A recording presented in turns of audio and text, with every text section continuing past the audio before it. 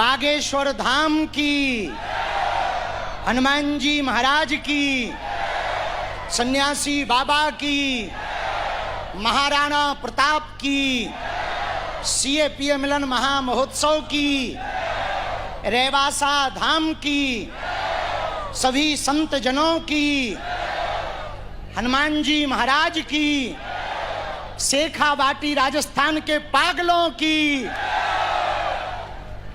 जो सुबह से बैठे 10 बजे से सभी हमारे प्रिय पागल पंडाल में आप सब की, परम पूज्य श्री मलूक पीठ वाले महाराज जी की, परम पूज्य श्री अनंत श्री भूषित हमारे बड़े ही प्रिय जिनकी कृपा हम पर सदैव बरसती रहती है, बाराह घाट वाले पूज्य महाराज जी की, परम पूज्य श्री डाकोर वाले महाराज जी की, सब संतों की। और भैया बैठ जाओ, मंच गिर जाएगा, बैठ जाओ, नक कटा, बैठ जा, ठटरी के बारे।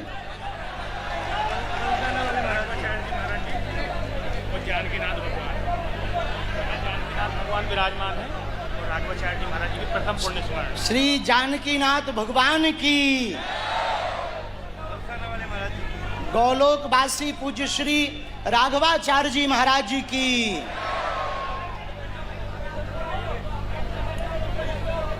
सभी संत भगवान पूज्य मलूक पीठ वाले पूज्य महाराज श्री जी, पूज्य श्री डाकोर वाले पूज्य महाराज जी, पूज्य श्री बाराह घाट वाले पूज्य महाराज जी, सिंगारी जी महाराज जी, सभी संत जन विराजमान हैं। हम सभी संत जनों के चरणों में दंडवत प्रणाम कर रहे हैं।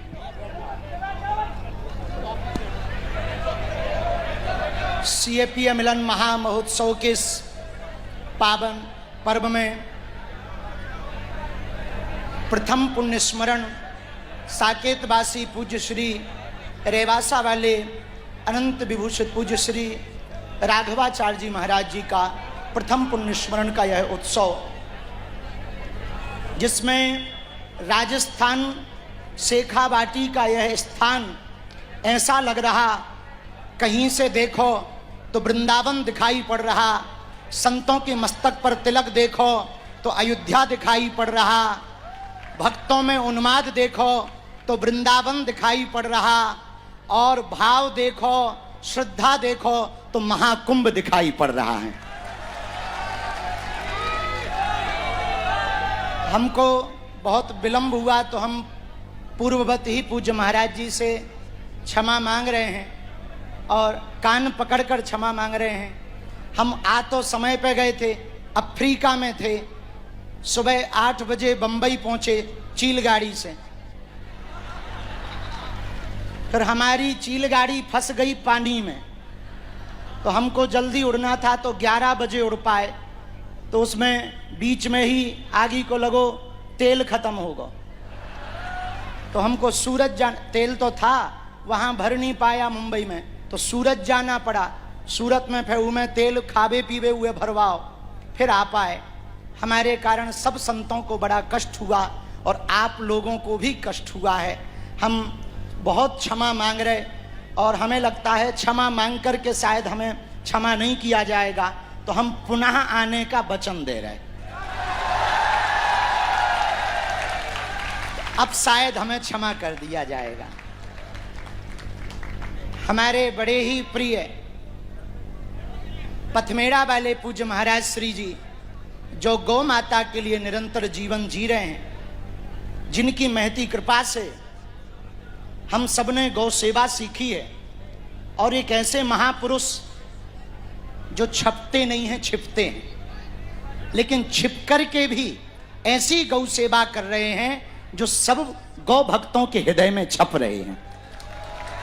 उनके अति प्रिय कृपा भाज्य श्री राधा कृष्ण महाराज जी भी विराजमान हैं। बड़े अद्भुत स्वभाव स्वरूप है आपका, स्वरूप भी अद्भुत है, स्वभाव भी अद्भुत है, और गौ सेवा के अनुरूप आपका स्वभाव जैसा है, यूं कहा जाए हमारे जैसे 40-50 जन्म ले लें तब भी आपके स्वभाव को नहीं पाया जा सकता।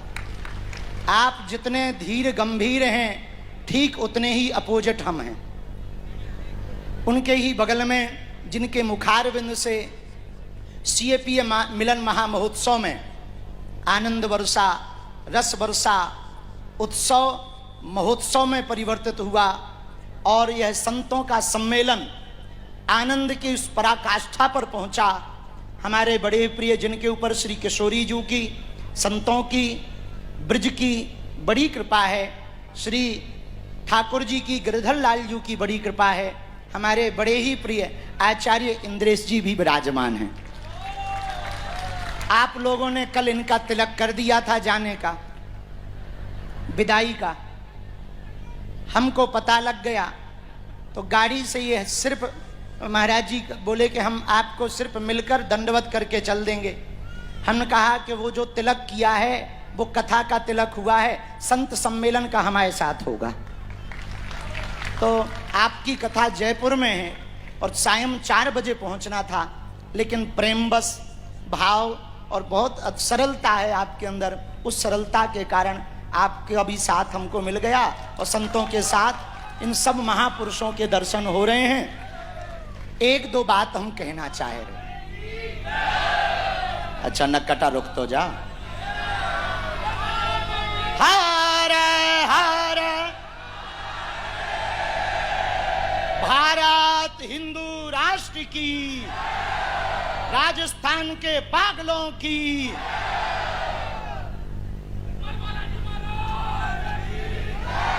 बस बस बस बस बस। एक दो बात हम कहना चाह रहे। रेवासा धाम के आसपास इस गांव में रहने वाले लोग, यहाँ के आसपास के लोग भाग्यशाली नहीं हैं, परम भाग्यशाली। जिन संतों के दर्शन करने के लिए अलग अलग यदि आप जाते तो पूरा जीवन लग जाता, तब भी इतने महापुरुषों के दर्शन नहीं हो पाते।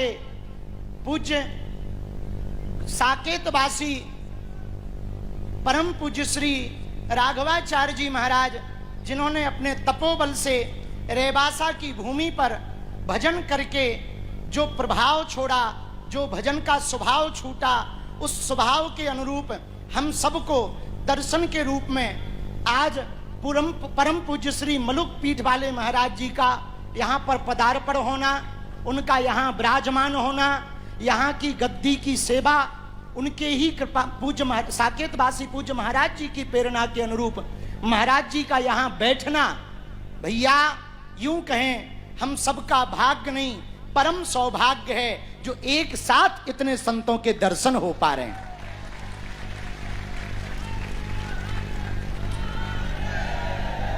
हम तो यही कहना चाहेंगे, जैसा कि पूज्य महाराज जी ने प्रारंभ में ही कहा कि यह श्री किशोरी जी की भूमि है, श्री जानकी जी की भूमि है।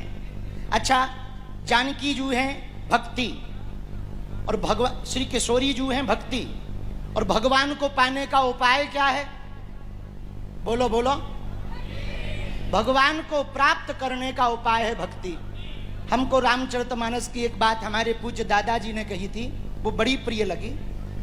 जब अहिल्या को श्राप लगा कि आपको पाषाण बनना है, पत्थर बनना है, और श्राप मिला तो किसी महात्मा ने पूछा कि आप कहाँ का पत्थर बनना चाहते हो? चुनने का उनको समय दिया गया कि आप जगह का चुनाव करो, किस जगह पर पत्थर बनकर रहना चाहती हो। आपको पत्थर बनने का श्राप है। श्री दादाजी सुनाया करते थे भाव की कथा। तो अहिल्या ने, किसी ने कहा कि एक काम करो, अयोध्या का पत्थर बनने का चुनाव करो, अयोध्या का पत्थर बन जाओ। कालांतर में जब श्री रघुनाथ जी प्रकट होंगे तो आप पर कृपा भी हो जाएगी, दर्शन भी होंगे, बाल लीला का भी आनंद मिलेगा।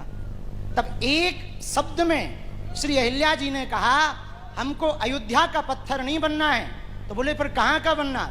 बोले जिस मार्ग में श्री किशोरी जी का जहाँ जन्म हो उस जगह पर अगर हमें पत्थर बनने का मौका मिले तो बहुत उत्तम है, ना भी मिले तो यदि रास्ते का हमें उस रास्ते मार्ग का पत्थर बनने का सौभाग्य मिल जाए तो ये हमारा परम सौभाग्य होगा। तो किसी ने अहिल्या से पूछा कि आप अयोध्या की जगह जनकपुरी की गली का पत्थर क्यों बनना चाहती हो? तो अहिल्या जी ने बड़ी अद्भुत बात कही। बोले अयोध्या में रहेंगे तो जरूरी नहीं रघुनाथ जी की कृपा होगी, लेकिन यदि जनकपुरी के रास्ते में रहेंगे तो भक्ति से मिलने के लिए जब भगवान जाएंगे तब जरूर हम पर कृपा हो जाएगी, ये हमारा भरोसा है। उसी प्रकार राजस्थान के पागलों, एक बात बहुत अभूतपूर्व यहां हुई है। रेवासा, रे माने श्री किशोरी जी का धाम, किशोरी जी का धाम है ये रेवासा, श्री जानकी जी का धाम है रेवासा। यदि रेवासा की पुण्यमयी भूमि की रज अपने मस्तक पर लगा लोगे, यहां पर आकर के संतों के दर्शन कर लोगे, श्री राघव लाल जी के दर्शन कर लोगे, यहां अपना मत्था टेक लोगे, यहां के प्रति अपनी श्रद्धा रखोगे, तो आपको अयोध्या जाने की आवश्यकता नहीं है। किशोरी जी की जिम्मेदारी रघुनाथ जी से मिलवाने की है। दूसरी बात जो बहुत हम सबके लिए आवश्यक है वो ये है कि भविष्य में यहाँ के सभी निवासी और हम सब मिलकर रेवासा को यदि रेवासा तीर्थ घोषित करवाएंगे तो अभूतपूर्व कार्य होगा। तीर्थ तो है ही है, जहां परम पूज्य भगवान श्री अग्रदेवाचार्य जी महाराज, पूज्य श्री नाभादास जी महाराज जी, स्वामी विवेकानंद जी महाराज, गोस्वामी श्री तुलसीदास जी महाराज, गुरु नानक देव जी महाराज और 10वें गुरु गोविंद सिंह जी महाराज और साकेतवासी पूज्य श्री राघवाचार्य जी महाराज विराजमान रहे हों, जिन्होंने तप किया हो, भजन किया हो। और ये तो पूर्व की चर्चा हो गई, अब वर्तमान में ही देख लो कितनी विभूतियां यहाँ उपस्थित नहीं हैं। वर्तमान समय में, एक ही समय में, एक ही पल में पूज्य श्री कबीरदास जी महाराज कहते हैं, राम बुलावा भेजिया दिया कबीरा रोए, जो सुख साधु संग में सो बैकुंठ ना होए। जो यहां आनंद है वो बैकुंठ में कहां, जो यहां रस बरस रहा वो बैकुंठ में कहां।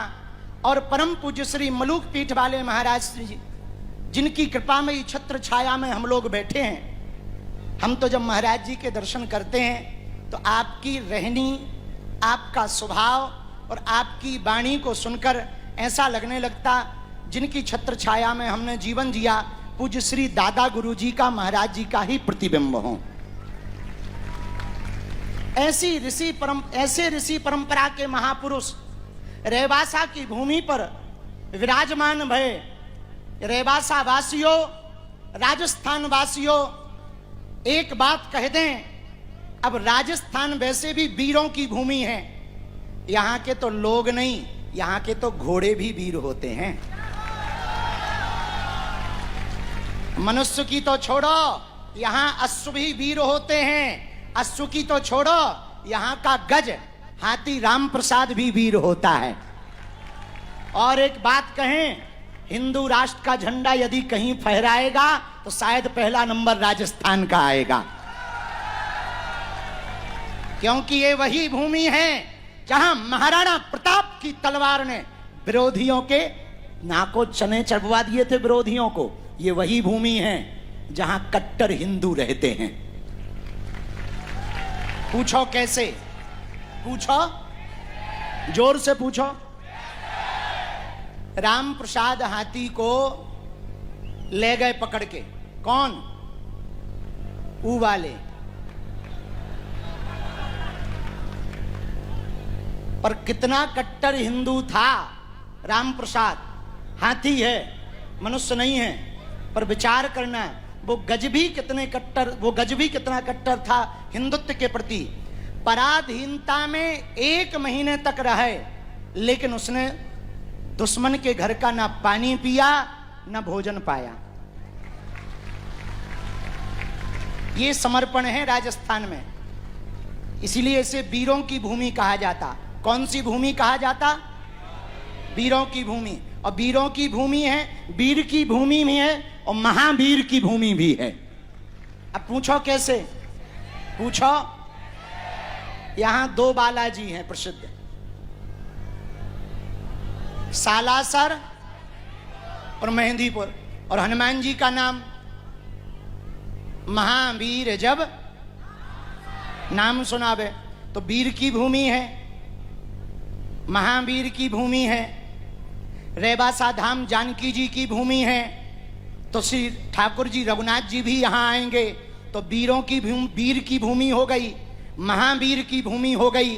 अब रेवासा धाम के कारण रघुवीर की भूमि हो गई हैं? रघुनाथ जी भी तो यहां विराजेंगे। तो बताओ, ऐसी भूमि केवल राजस्थान हो सकती जो वीर की भूमि भी है, महावीर की भूमि भी है, रघुवीर की भूमि है, संतों की भूमि है, महंतों की भूमि है, और यूं कहें कट्टर हिंदुओं की भी भूमि है।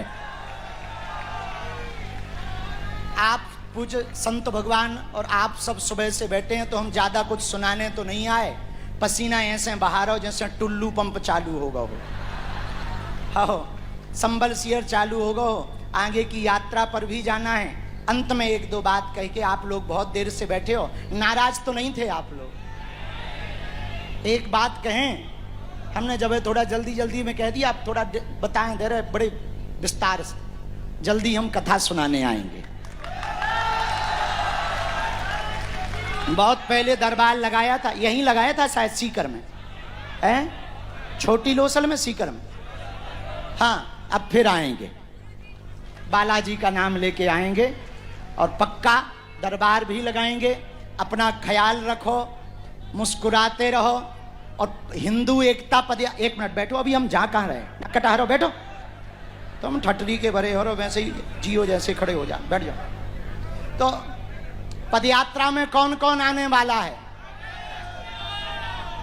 7 नवंबर से 16 नवंबर तक भारत को हिंदू राष्ट्र बनाने के लिए वेद लक्षणा गौ माता को राष्ट्र माता बनाने के लिए, और गौवध जो भारत में हो रहा। महाराज जी, हम जहां युगांडा में थे, बताना भूल गए, वहां पर एक अद्भुत बात है। वहां पर कन्यादान में, नहीं ठीक है, वहां पर कन्यादान में, आज भी युगांडा में कन्यादान में दहेज में सामग्री नहीं दी जाती, गौ माता दी जाती। ये ईस्ट अफ्रीका में आज भी, और आज भी वहां अमीर आदमी पैसों से नहीं माना जाता। गांव में जिसके पास जितनी गौ माता हो उतना अमीर आज भी युगांडा में माना जाता। और एक अद्भुत बात, जंगली भैंस को छोड़कर पूरे युगांडा में एक भी भैंस नहीं है, और कोई भैंस का पालन नहीं करता, केवल गौ माता का पालन करता, गौ दूध का विक्रय करता, गौ दूध को पीता, और गौ माता को ही कन्यादान में देता। और अद्भुत नियम यह है कि वर पक्ष कन्या वालों को गोदान देता है, और कन्या वाले कन्या उसी को देते हैं जिसके पास ज्यादा गौ माता हो। बताओ, युगांडा में ऐसा है, बल्कि होना भारत में चाहिए। हाँ, वहां की ही गाय, युगांडन गाय है महाराज।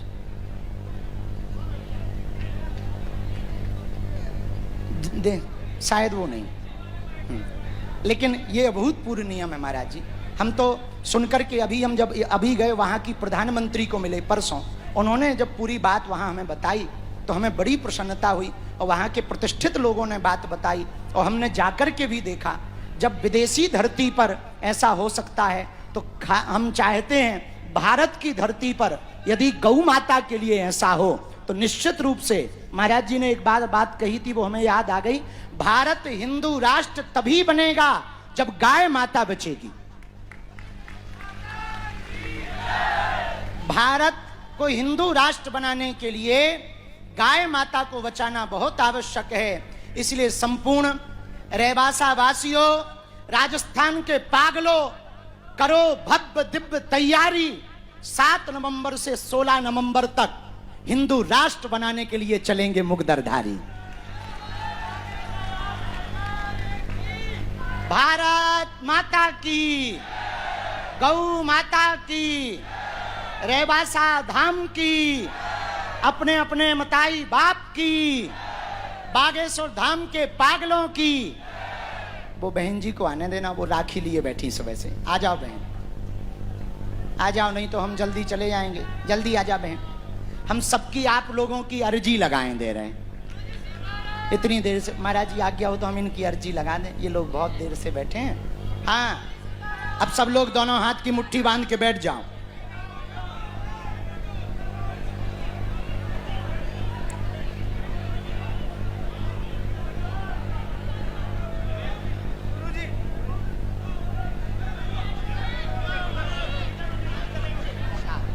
घर का बना है, पालेंगे।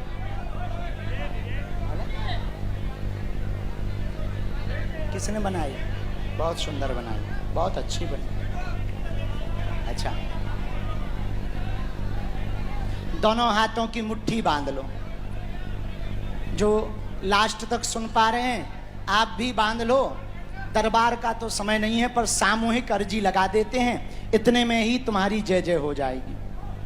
कहो, हे बागेश्वर धाम प्रभु, हे बालाजी महाराज, हे सन्यासी बाबा, हे कलयुग के राजा, आपकी जय हो, आपकी जय हो, आपकी जय हो। हमारी अर्जी सुनो, हम पर कृपा करो। हे बागेश्वर बालाजी, हे सन्यासी बाबा, आजीवन पर्यंत आपके चरणों से, आपके धाम से, आपके दरबार से जुड़े रहेंगे, आते रहेंगे। हमारी अर्जी सुनो, हम पर कृपा करो।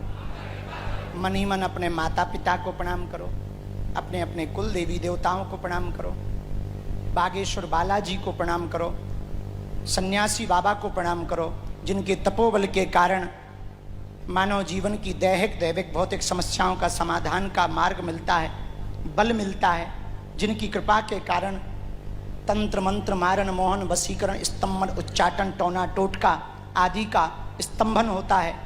आप सब जो भी यहाँ विराजमान हैं 3 बार 3 बीज मंत्र बोलेंगे। ओ बागेश्वराय नमः। ओ हम हनुमते नमः। ओ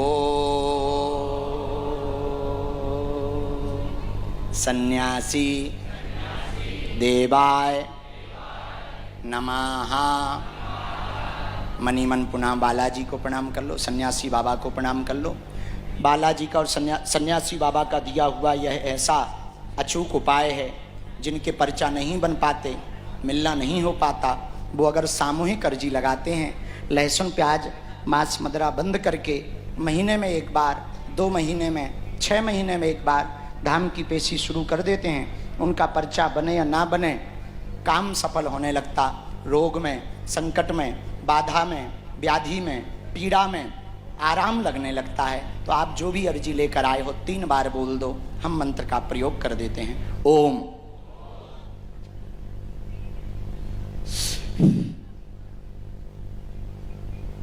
ओम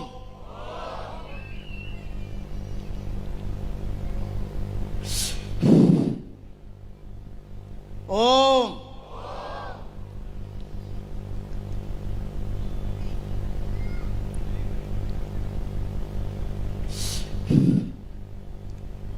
कहो, हे बालाजी, हे सन्यासी बाबा, हे कलयुग के राजा, हमारी अर्जी सुनो, हम पर कृपा करो, हमारे घर सेना भेज दो। दाहिने हाथ की मुट्ठी का 3 बार उतारा कर लो, पीछे की तरफ छोड़ दो। बाएं हाथ की मुट्ठी का उल्टा उतारा भी 3 बार करके पीछे की तरफ छोड़ना, लिए रहना। दोनों हाथों को आपस में मलो। ओम भागेश्वराय नमः, ओम भागेश्वराय नमः, ओम भागेश्वराय। नेत्रों में लगा लो, शरीर में जहां पीड़ा हो स्पर्श करा लो। दोनों हाथ उठा करके भाव पूर्वक बोलो, बागेश्वर धाम की, बालाजी हनुमान की, सन्यासी बाबा की, भारत हिंदू राष्ट्र की, सत्य सनातन धर्म की। अच्छा, भारत को हिंदू राष्ट्र बनते कौन कौन देखना चाहता? गौवध का जो कलंक भारत के ऊपर लगा है, वो कलंक मिटते हुए कौन कौन देखना चाहता?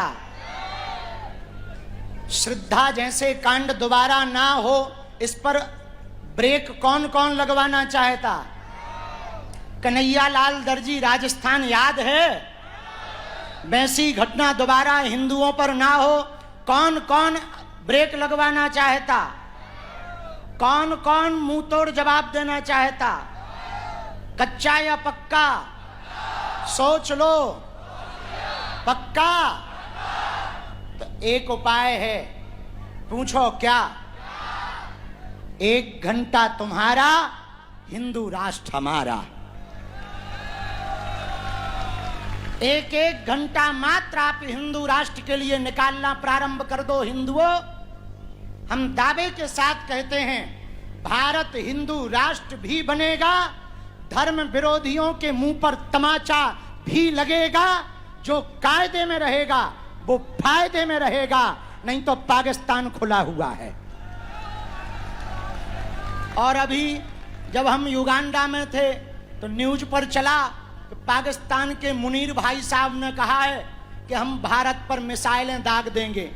उनसे कहना, यदि मीडिया वाले बैठे हों तो हमारी खबर भेज दें कि तुम्हारी मिसाइलें चाइना की हैं, कम चलती हैं, और हमारी वाली छोड़ती नहीं है 900 किलोमीटर। और उनसे कह देना, बेटा अब छेड़ोगे तो छोड़ा नहीं जाएगा, कश्मीर तो लेंगे ही लेंगे, दहेज में पाकिस्तान भी उठा लेंगे। अच्छा विचार करो, ऑपरेशन सिंदूर देखा? किस किस ने देखा? हाथ नीचे कर लो, पीटने के काम आएंगे। अच्छा विचार करो, हम एक दिन हंस रहे थे अकेले में, ऑपरेशन सिंदूर इतना खतरनाक है कि 900 किलोमीटर घुस करके मार दिया। विचार करो, हल्दी मेहंदी यदि बाद में हुई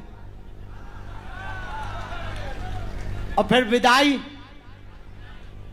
इसलिए ये तब संभव है जब हम कास्टवाद में नहीं, राष्ट्रवाद पर भरोसा करेंगे, जब हम अपनी संत परंपरा पर भरोसा करेंगे, वेद परंपरा पर भरोसा करेंगे, आचार्य परंपरा पर भरोसा करेंगे, मस्तक पर तिलक लगाएंगे, गौ रक्षक नहीं गौ सेवक बनेंगे, तभी गौ माता बचेगी, तभी भारत हिंदू राष्ट्र बनेगा, तभी हिंदुओं का उत्थान होगा, तभी हिंदू सुरक्षित होंगे, तभी हिंदुस्तान सुरक्षित होगा। इसलिए अंत में एक बात कह के हम विराम कर रहे, आप भी सुबह से भूखे बैठे गाली बक रहे होगे, अरे तो हमें तो जाने न कटा, हमें कौन सा यहीं रहने, आगे भी तो जाने, हमें पदयात्रा की तैयारी करने, हमारा भी बुढ़ापे को शरीर है, तो हम फिर आएंगे जल्दी। अंत में एक बात कहें, कह दो, कहो। नफरत नहीं, हम प्रेम के आदी हैं, पर गर्व से कहते हैं हम हिंदुत्ववादी हैं। हरे हर भारत हिंदू राष्ट्र की